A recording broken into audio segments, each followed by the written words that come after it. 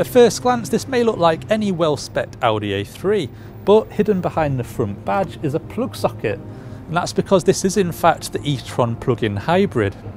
When fully charged, you can drive with just electric for up to 31 miles, after which a 1.4 litre petrol engine chimes in, giving you an overall range of 550 miles. Of course, all of this technology doesn't come cheap, with this car costing around £34,000. However, a £5,000 government grant, along with the lowest 5% company car tax and affordable running costs, could make it a good choice for some people. Unlike the Vauxhall Ampera and BMW i3, the e-tron's cabin is very conventional, so it might be a bit less quirky, but it's a lovely place to spend time. This wing-shaped dashboard is very stylish. There's a handy-to-use MMI controller for the sat-nav and infotainment system, and these air vents can even go from diffusing the air to turning into an eye-watering jet. The main differences over a standard A3 are this button-marked EV for electric mode, the silence when you press the start-stop button down here, and the unconventional gauges. Here, instead of engine revs, you see the percentage of power you are using, whether it be just the petrol motor, the electric motor, or both of them working together.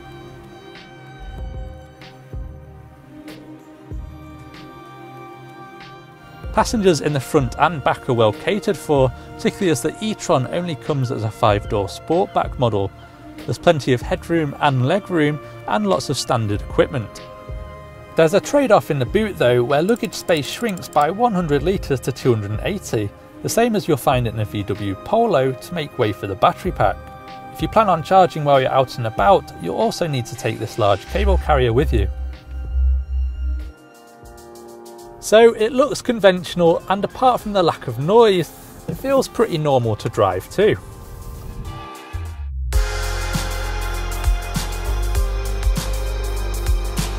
It takes 4 hours to charge the batteries from a normal plug socket, or around half that time if you have a wall box or a charging point. Acceleration is relatively brisk in EV mode, and the petrol engine shouldn't cut in at speeds below 80 miles per hour. In automatic mode, the car's brain decides which of the petrol and electric motors to use at any time for the best performance. And when you need maximum performance, both engines can work together to get the e-tron from 0 to 62 in just 7.6 seconds. I also particularly like the setting which allows you to hold on to the battery's power. So for example, on my morning commute, I can set off using petrol in the countryside and then switch to full electric mode as I get closer to the car keys offices in Liverpool. Audi claims combined fuel consumption of 176 mpg, however this will vary depending on how much of the electric charge you can use. CO2 emissions are rated at just 37 grams per kilometre, so it's free to tax, congestion charge exempt, and falls into the very low 5% company car tax bracket. We think Audi's first plug-in hybrid will appeal to those customers who want a green car but don't necessarily want to shout about it or drive something out of the ordinary. Simply plug it in at night to enjoy the cheap electric power the next day, and there's a petrol engine to rely on if you need extra range or performance. But could you see an e-tron on your driveway? For more videos like this, don't forget to subscribe and leave a comment below. To watch reviews of its rivals, click on the links at the end of the video.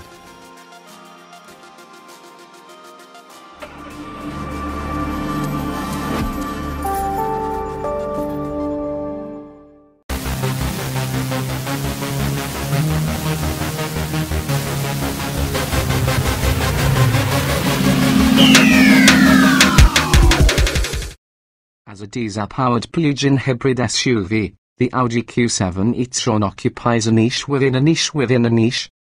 It could be seen as evidence that Audi's product planners are determined to find the least populated space in the great automotive Venn diagram. There have been diesel hybrids before in Europe, notably Volvo's V60, but never one this large, offering quite this much all-electric range. It's the e-tron TDI's misfortune to be entering the world as the dowdier sister of the new SQ7 and its turbo-boosted V8 diesel, struggling to earn much attention as a consequence. its prospects for US sales face the same challenge as other diesels tainted by VW's emissions scandal, and after some strong early indications that this vehicle would definitely cross the Atlantic, Audi now seems to have gone cool on the concept. It probably will offer us a 4-cylinder gasoline e-tron instead. Which, on the basis of our first drive, would be a shame. The e-tron TDI can't match the dynamic excitement or Bentley-baiting torque output of the SQ7, but it's fast, well-mannered, and, so long as it's plugged in often enough, capable of turning in exceptional fuel economy numbers. Then there's the prospect of being able to go more than 800 miles between fuel stops to replenish its 19.8-gallon tank, provided you drive gently enough. 34 electric miles, but no on-the-go charging. Electrification has brought a 17.3 kilowatt-hours battery pack, installed under the cargo bay. This precludes a third row of seats but yields sufficient charge capacity for up to 34 miles of electric-only range.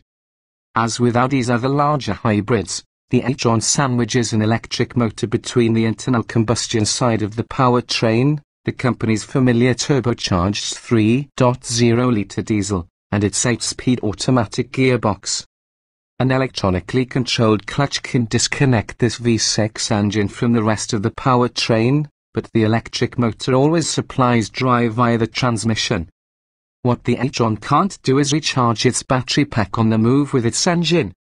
Once the cells are discharged, the e-tron becomes nothing more than a hybrid with an enormous battery pack, including the associated hardware. Audi tells us the pack weighs 445 pounds, with only regenerative braking to trickle some charge back into the cells.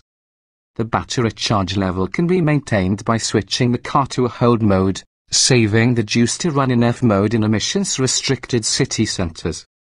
Driving in this latter setting delivers the full scorecard of F clichés, a hint of the familiar Subwoofer soundtrack, strong initial performance that quickly tails off, and a readout that loses more than a mile of stated range for each mile travelled at anything quicker than a cautious pace.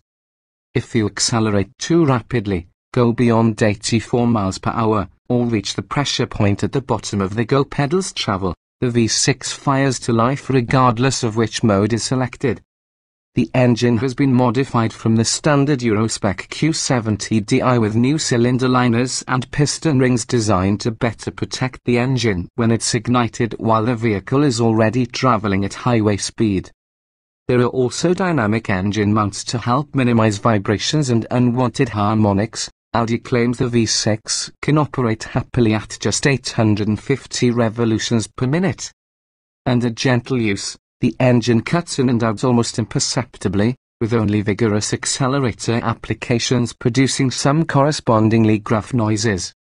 Fully extended, the e-tron feels respectably rapid, although nothing like the monstrous SQ7. Heavy like a locomotive, dynamically, the mass of the electric powertrain and battery pack diminishes both lateral and longitudinal acceleration. The e-tron feels less fleet of foot than the SQ7 and less keen to turn in, and it reaches its modest cornering limits far sooner. Lacking a 48-volt electrical architecture, it does without the SQ7's active anti-roll bar functions, too. Being fatter actually seems to help it ride better over certain rough surfaces. The example we drove had the optional air suspension, but it loses its composure when asked to deal with bigger bumps. It feels big and heavy because it is big and heavy. As with every plug-in hybrid, the Q7 e-tron will make mileage sense only to those possessing both the wherewithal and inclination to plug it in. Drive it between plug-equipped destinations that are close enough together and a tank of diesel may well last for the entire life of the car, or until it turns gelatinous, but the claimed 156.9 mph that the car scores on the official European mileage test, which is highly biased in favor of plug-in vehicles, will be a cruel fiction for most. Like most of its plug-in ilk, the Q7 e-tron seems like an expensively engineered solution to a problem that relatively few people have. It's absolutely great at performing one specific task but compromised for all others. That said, we'd still prefer this edition of the Q7 e-tron over the 4-cylinder gasoline version, initially intended primarily for the Chinese market.